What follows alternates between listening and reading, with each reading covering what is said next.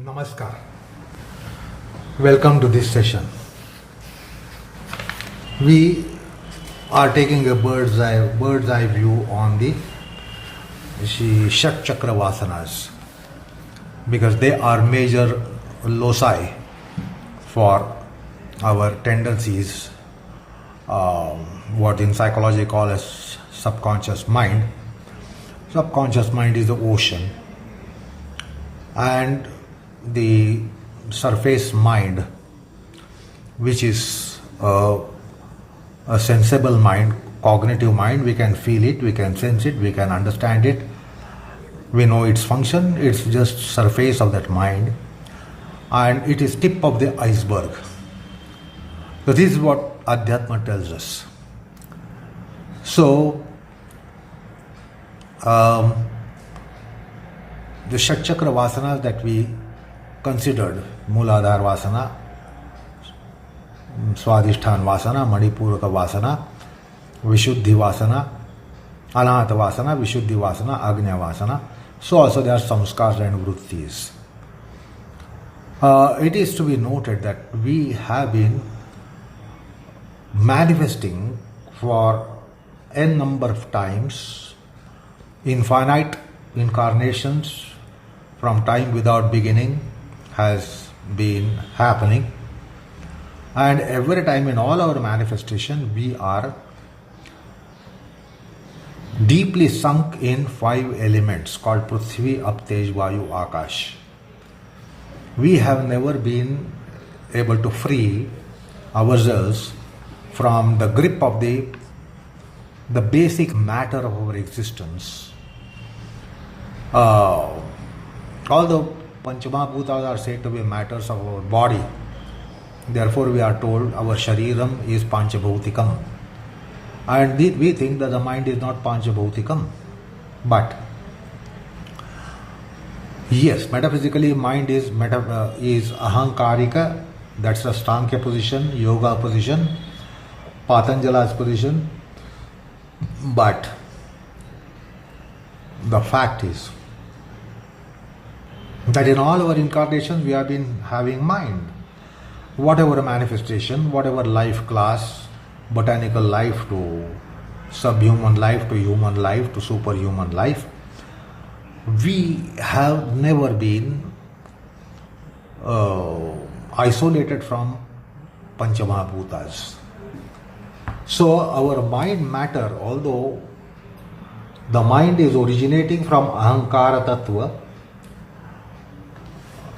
it is all the time soaked in 5 elements. It has been all the time sunk in 5 elements. It has never been able to enfranchise yourself or liberate itself from the grips of the Panchmahbhuts. So it has been always not only touched by but influenced, impacted by 5 elements. So although shariram, the body, is panchabhautika and manas is ahamkarika, as the metaphysics postulates, yet it has never escaped the gravities of Panchmahbhuts. Even after our death, before we manifest in another life form, yet we are in Bhuta yoni, and we are taking again recourse to 5 elements. The 5 elements don't leave us at all. Death doesn't free us. Although we might leave the mortal coils behind here, yet the transmigrating body is always under the influence and under the touch, impact of 5 elements. So between the death and next manifestation, which is called as transmigration, even during transmigration it is said to be in a Bhuta-pishacha yoni. So again that is panchabhautika. So the point is the 5 elements don't leave us, and therefore there are certain Vaasanas and tendencies which are due to 5 elements. Moreover, Mooladhara chakra is the locus of Prithvi Tattva. Swadhisthana chakra is locus of Ap Tattva. Manipuraka chakra is locus of Teja Tattva. Anahata chakra is locus of Vayu Tattva. And Vishuddhi chakra is locus of Akasha Tattva. So the shatchakras also have locus of these 5 elements. And therefore they also influence, exercise some kind of gravity on our manifestations. So point is, we are not merely in body panchabhautika, but we are also panchabhautika in manasikata, our mentality. The mind is not panchabhautika, mind is ahamkarika, but there is panchabhautikata in the manasikata. Manasikata means the psychology of the mind. And therefore panchabhautika vritti, vasana, samskar are also part of our samskaric body, vasanic body. So the science of yoga, Yoga Shastra tells us, as I just now referred to, each of the chakra and the loci for tattvas, Prithvi, Aptej, Vayu, Akash, respectively, Mooladhara, Swadhisthana, Manipuraka, Anahata, Vishuddhi. These 5 elements have Bija mantras such as Lam, Vam, Ram, Yam, Ham, respectively. So student of yoga needs to be aware of this. So with the help of Bija mantras, we can handle them, we can manage them. So the point that we are now coming to is that even 5 elements have something to do with our tendency. They do constitute certain tendencies. They are cause of certain tendencies. And that is why we have this expression, tendencies of the flesh.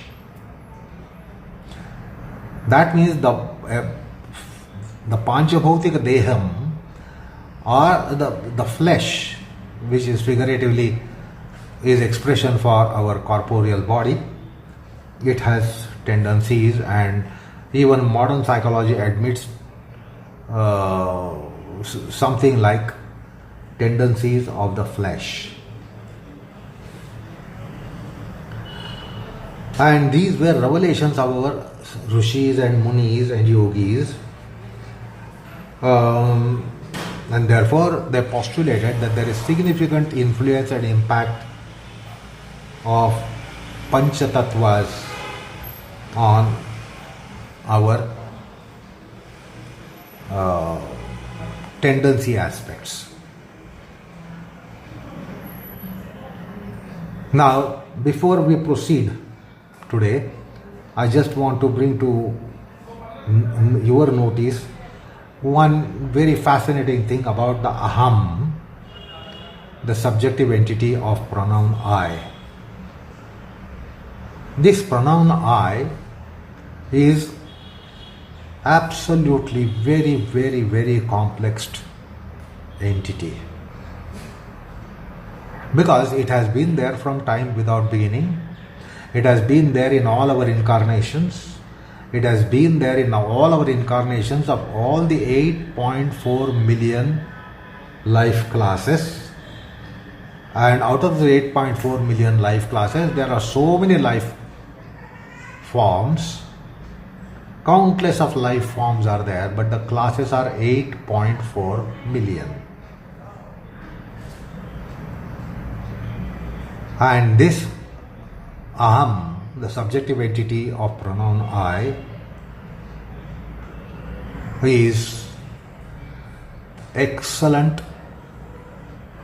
dramatist and excellent actor, because it plays variegated roles. So for instance, yours and mine pronoun I was sometimes pronoun I of the ant, any worm, any insect, any animal, any beast, any botanical life form. So, therefore, everywhere the Aham plays a role.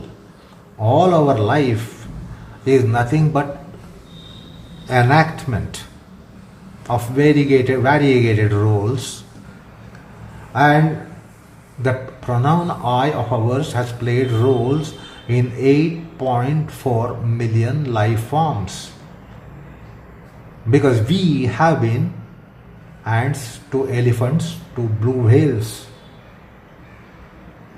to some celestial forms, celestial beings.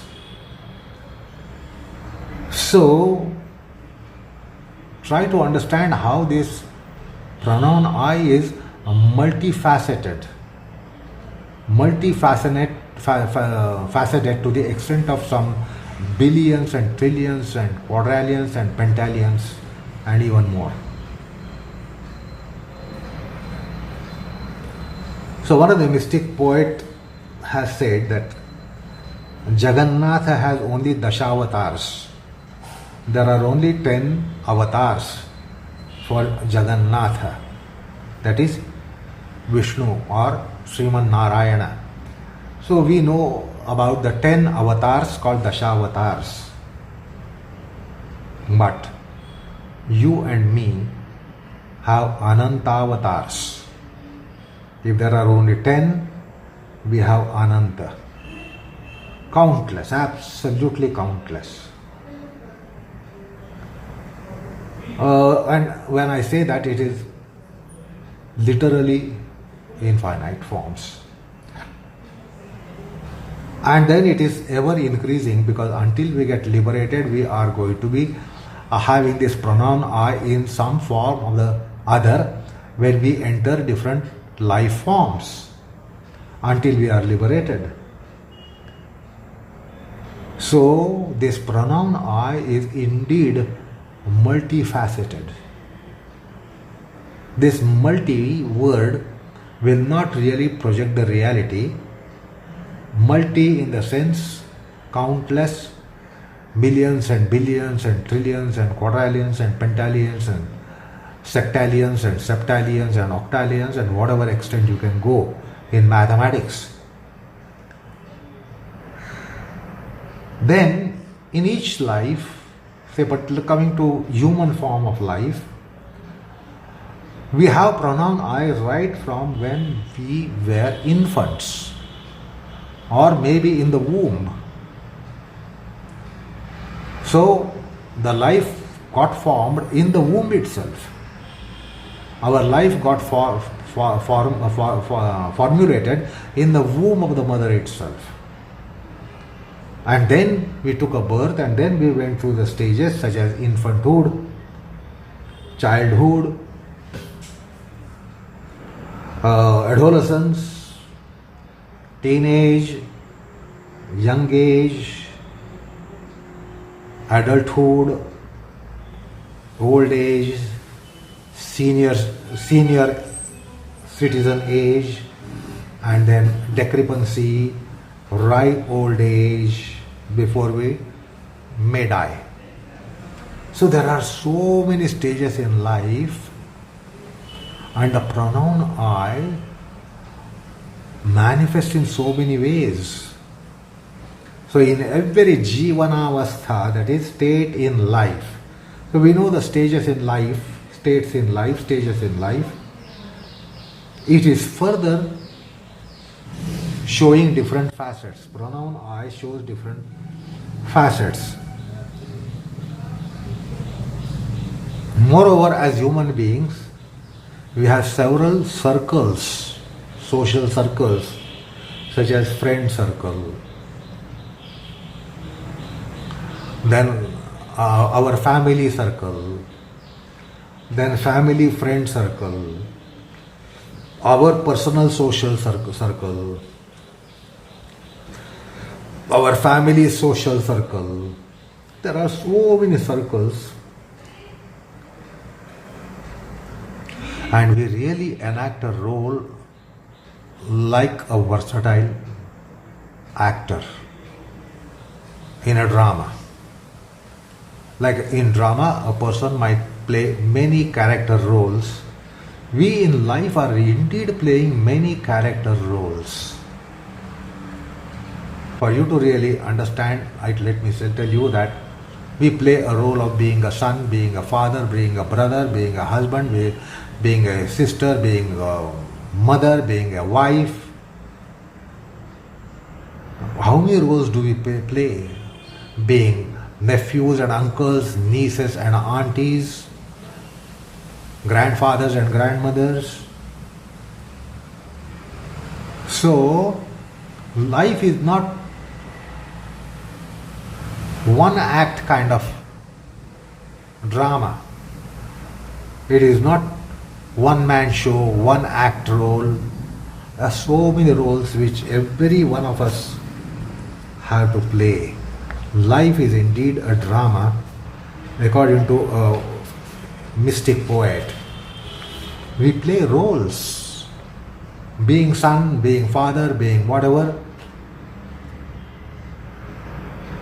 In society we play so many roles. We are somewhere senior, somewhere junior, somewhere equals, somewhere colleagues. So, if you try to really figure out what the pronoun I is and how many roles does it play, it is really mind-boggling. So our life is said to be a drama. This drama also has a script called destiny. The drama has a script, but the actor doesn't get the script in the hands. Unlike in dramatology, all the actors get the script. So they are well versed with the script, they know the script by heart, and then they know their part there and they play a role. The life is not a reality because this manifest universe is nothing but Maya, as the Adhyatma puts it. And we are playing absolutely countless roles. So just for you to have a little more idea about it, listen to the following. I myself in absolute personal private life totally isolated. Isolated pronoun I. From any relationship, social relationship, family relationship, etc. A friendship, etc., friend circle, etc. No circle. We can be without circle, which is called isolated pronoun I. That is called solitude in ekanta. So we can be solitary, absolutely. Now what is the pronoun I solitarily? Then pronoun I with wife or husband. How is the pronoun I? The pronoun I with offspring, where you say, these are my children. The pronoun I as a parent, as father, as mother. Then pronoun I in the family setup, where you have yourself with your children and maybe with your siblings and uncles and aunties for your children. And then it's a family circle, grandparents. So pronoun I in a family setup. You might be father and mother, but you also have father and mother in your house. Then the pronoun I in siblings. When you are with your siblings, pronoun I in your siblings. The pronoun I in your first cousins, paternal, maternal,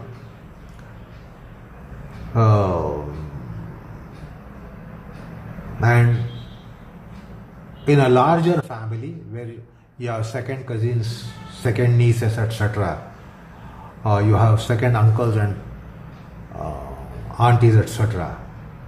So that can be larger family as well. So it could be get together of maternal, paternal families.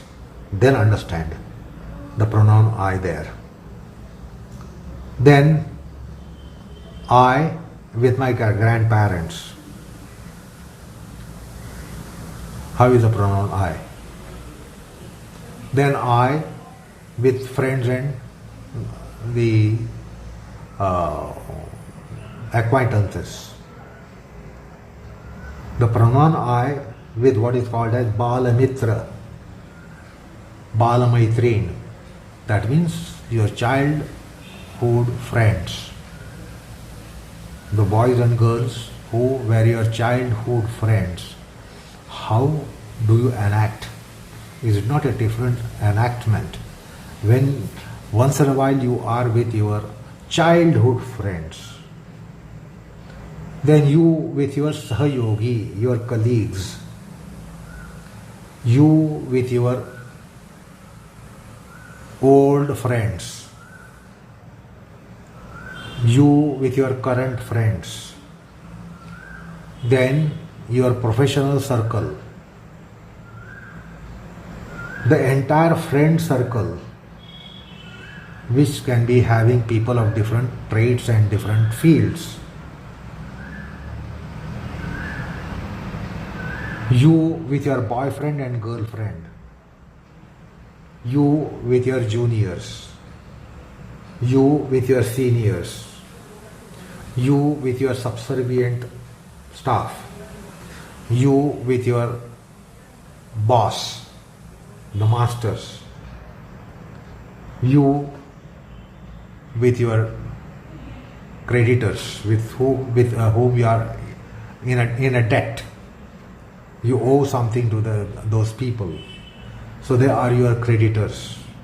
How do you manifest in front of your creditors, or under whose obligations you are? So you are obliged by them. How is your pronoun I? Then you might be having your debtors. That means you have lent some money to them and they are under your obligations. Then those who are your benefactors, like your makers, mentors, teachers, how do you manifest? And then how you are in front of those who are under your obligations. So on one hand, you are obligated because of those being teachers and mentors and your masters. On the other hand, you yourself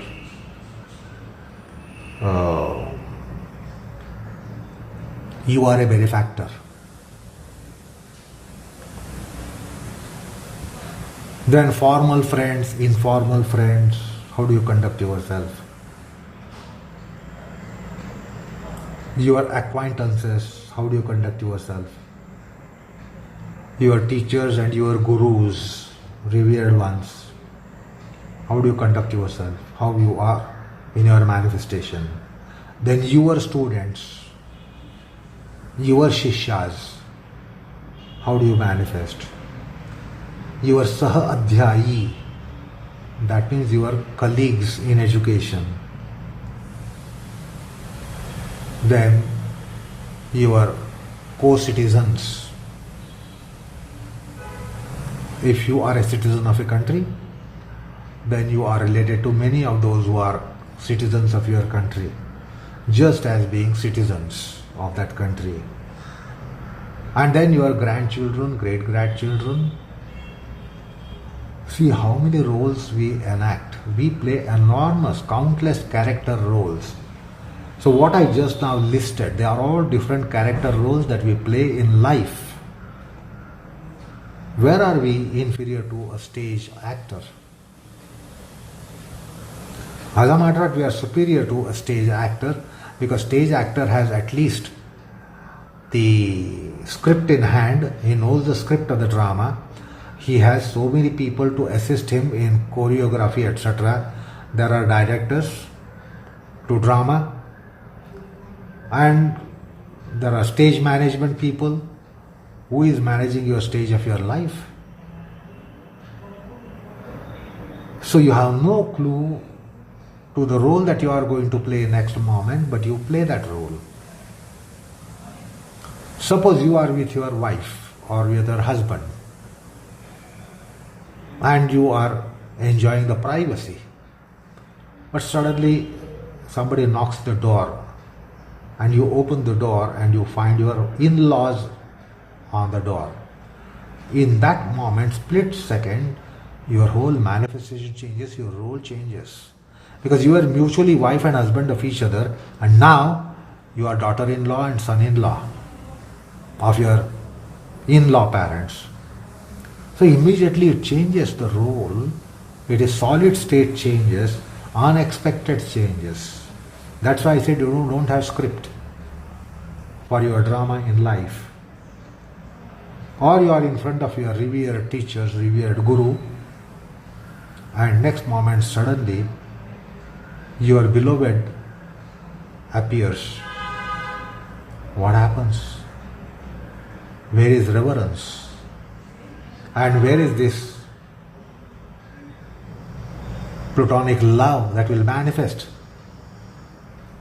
So in split second, our roles are changed. And that is why our life is a great drama. And this is beautifully delineated by one of the mystic saints. So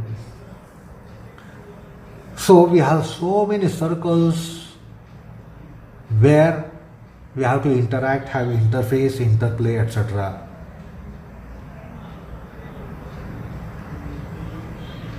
There are countless such circles. Like a person might be having a circle in the field of art, in the field of literature, in the field of dramas and movies. Also our friends are from different circles. So also you might have some friends in Adhyatmic field. So there are so many circles in our life, and everywhere we play different roles, and we have different appearances, different enactments.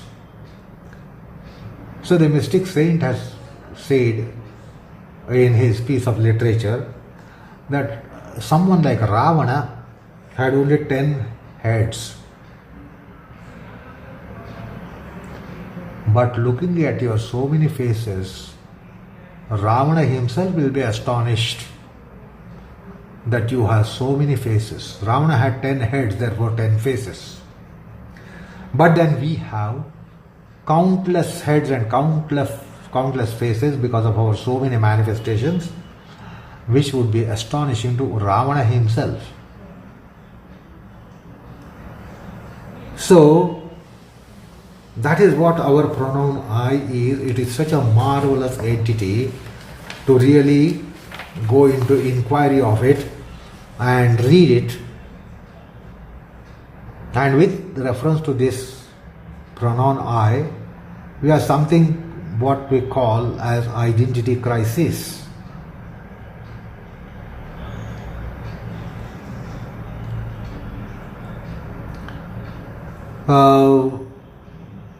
Some people declare that there is no identity crisis in their reference. They don't have any identity crisis. But as the matter of fact is that they have not found their identity at all. If you don't find your identity, where is the crisis coming up? Problem is that we mundane worldly people have I, but we have identity crisis. We really do not know, we are not clear about who are we really. So we really don't find identity, and therefore in Paramartha, in spirituality, you are asked to go in search of it. We have pronoun I, but we need to search it. Like you have certain something with you in your house, but you don't find it, and then you have to search, and you search frantically. You have it, you know, but you don't find it. Similar is the case here. We all have it, but we have not found it. And that's why in Adhyatma we are told, go in search of self. Go in search of your identity. Don't be misplacing the identity, or don't be misplaced in identity. Many times we have wrong identities. Most of us all the time have wrong identities. That is called avidya by Patanjali.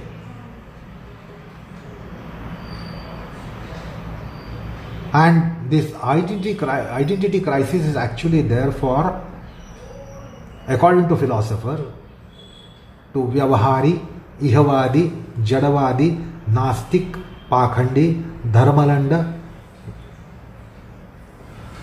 They all have this identity crisis. Who are all these? Materialist,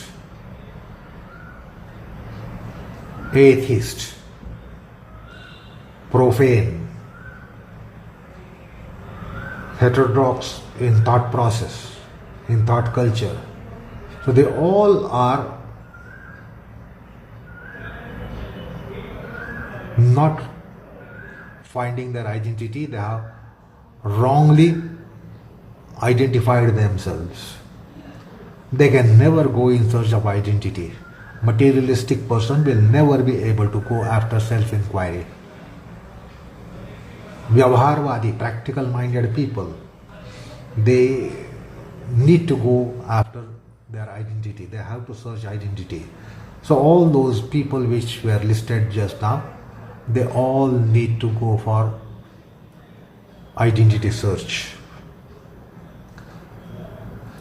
The identity doesn't happen in our empirical mode of mind, that you are thinking, you are experiencing the world, and then similarly as you experience objects of the world, don't think you will be able to experience yourself.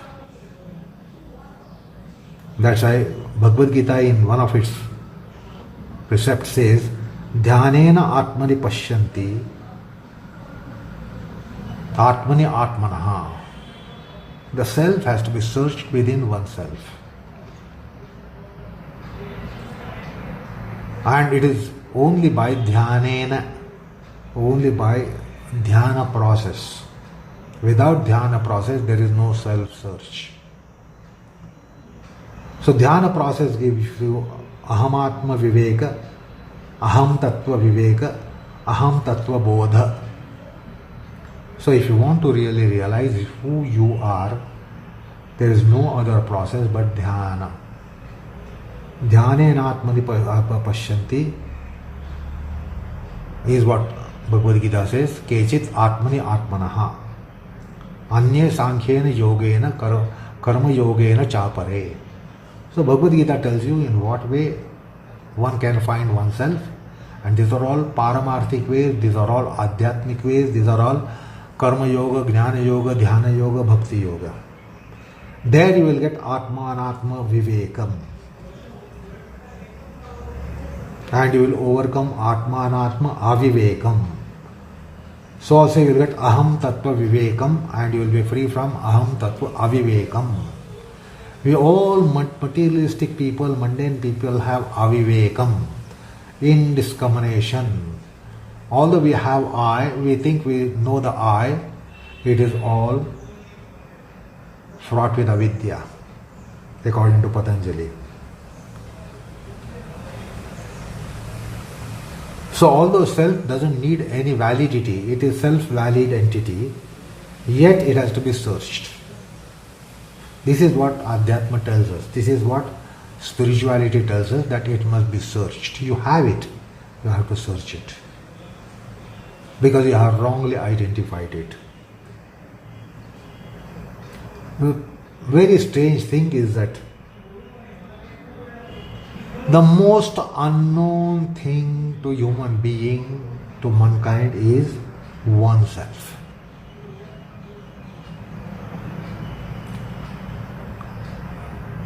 Another thing, intriguing thing, that the most boring thing for oneself is oneself.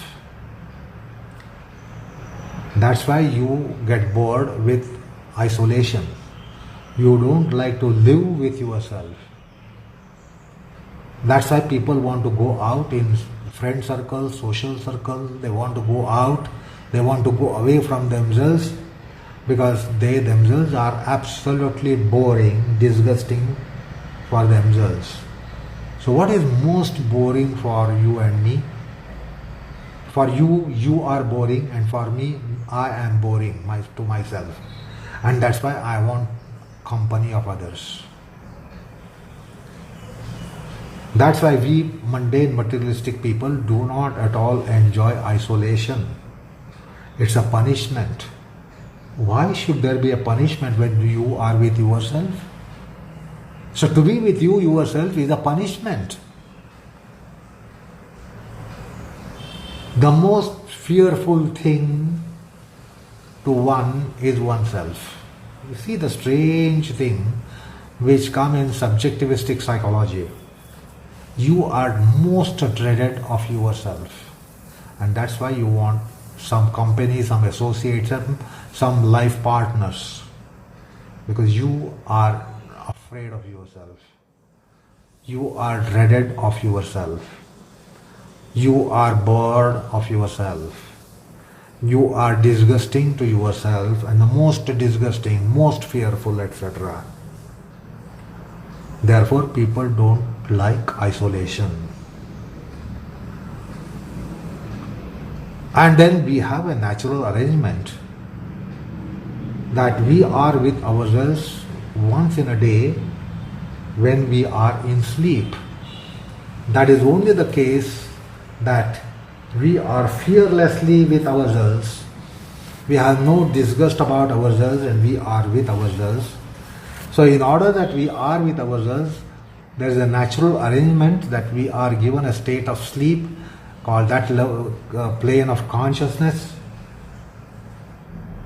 where we do not have someone else. So when you are fast asleep, there is no one or there is no someone else with you. You are absolutely alone. And that is needed to some aspect of our psyche, and therefore the sleep is indispensable. It is the state of sleep when we are insulated to all our circles with which we live during our awakeful state.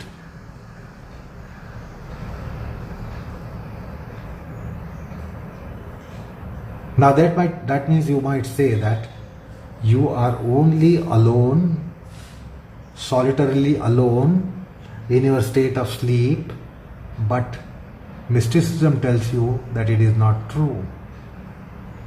Because what you have is universe. Your universe is with you even in your sleep. In awakeful state, at the most, perhaps the world will be with you. But in sleep, the whole universe, microcosm is with you. Anyway, it's a fascinating entity which is thoroughly inquired in Adhyatma, in Upanishads, in Brahma Vidya. It is an extremely complicated and complex entity. Nothing is as complex as oneself. We see the complications, we encounter complications out in the world, but nothing is as complicated as oneself, to oneself.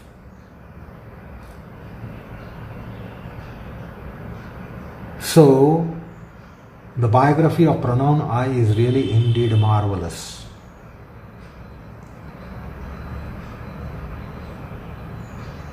The enigmatic pronoun I is very difficult to unravel.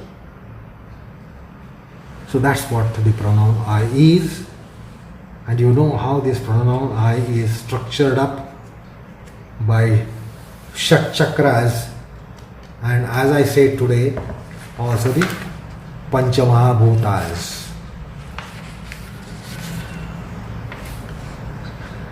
So the state of consciousness, the four states of consciousness are inquired into and described in Paramartha Adhyatma, Jagrata Avastha, Swapna Avastha, Sushupti Avastha, Turiya Avastha. And pronoun I is really marvelous with reference to what we have experienced in our life, which is Jagrata Avastha, Swapna Avastha, Sushupti Avastha.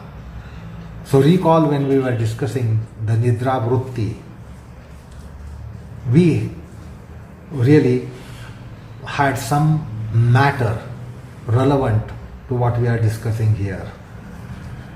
When you are awakeful, you are father, you have a father, you are son, you have a son, you are a wife, you have a mother, you have a daughter, you have children. So you are someone to many one. You are someone to many ones. Or perhaps you are someone to everyone. Perhaps you are someone to anyone. You are someone to everyone. But in state of dreamless sleep, you don't have anyone. You are nobody's nobody. Everybody, anybody is nobody to you. This is how the sleep has been described by yoga psychology. That in state of sleep, you are nobody's nobody. And anybody, everybody, somebody is nobody to you. That's what the state of sleep is, dormancy is. In Swapnavastha, we have so many imaginary relationships. So, the state of sleep is mysterious for yoga psychology, and therefore I recall that Sankhya Sutra or even some of the Shrutis are mentioning, if I don't forget, it is Varahopanishad, Samadhi Sushupti Moksheshu Brahma Rupata. Samadhi, Sushupti and Moksha are Brahmanized state, Brahmic state, Brahmivastha. Because in liberated state, you are Apita, Amata, Asvasa, etc., etc. You are nobody when you are liberated. Similar is the case of sleep and even Samadhi. You are without delimitations. You don't have caste, class, creed, race, gender, status, genealogy, gender, age, etc., etc. You are neither stupid nor intelligent. You are neither miserly nor magnanimous. You are neither cruel nor big-hearted. You are neither healthy or unhealthy. You are neither unsightly or beautiful or handsome. So that's what the state of consciousness is. And in yoga you go to such a state of consciousness, although you are not in sleep, in yoga. So what happens to pronoun I is so important. And the Asmita has been beautifully described in first chapter. We discussed with it, Vyasa's commentary. You are like waveless, endless ocean. That's what Asmita is. When it is not a klesha, but when it is a principle, you are like a waveless, boundless ocean. I recall Tukaram saying in his literature, Tuka Zhala Akasha Evada. So Tukaram Maharaj says, I have become like infinite space. Anyway, for this pronoun I to be cultured, again entire sadhana has to be taking place, which is by way of satsanga, sadhu sanga, santa sanga, satya sanga, dharma sanga, nama sadhana, yoga sadhana, dehatraya sadhana, that is practice of gross, subtle, causal bodies, paramartha, spirituality or giving adhyatmic touchstone effect to prapancha, samsara and worldly life. Sant Sahitya Sangha, Dharma Shastra Sangha, Moksha Shastra Sangha, Gita Shastra Sangha, Yoga Shastra Sangha, Vedanta Shastra Sangha, Varnashrama Dharma, adhering to Varnashrama Dharma, adhering to Nitya Brahma Karma, adhering to Satvik Ahar Vihar Achar Vichar, embracing Daivi Sampada and avoiding Asuri Sampada. So all these are the means to really sculptor, carve, shape, culture and transfigure the pronoun I. So that is what a kind of overview that we had to take. And in this overview, you will identify Manipur, right from Mooladhara Vaasanas to Agnya Vaasanas, from Mooladhara Samskars to Agnya Samskars, to Mooladhara Vritti to Agnya Vritti. So with that, we are ending the topic of the shatchakras as far as samskars are concerned, vasanas are concerned. Now we are going to proceed to that which was commenced today by saying Panchmahbhutic aspects are also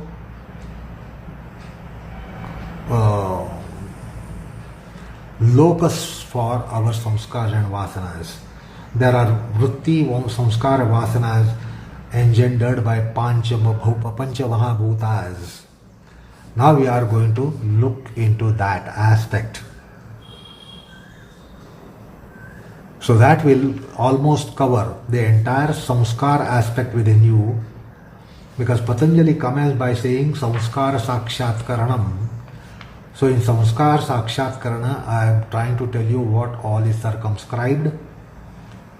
And now, of course, the remainder is panchatattvas as causal factors for our vritti, vasana, samskars. So we are going to discuss that. But this we will discuss in our next session. Enough for the time being. Namaskar all of you.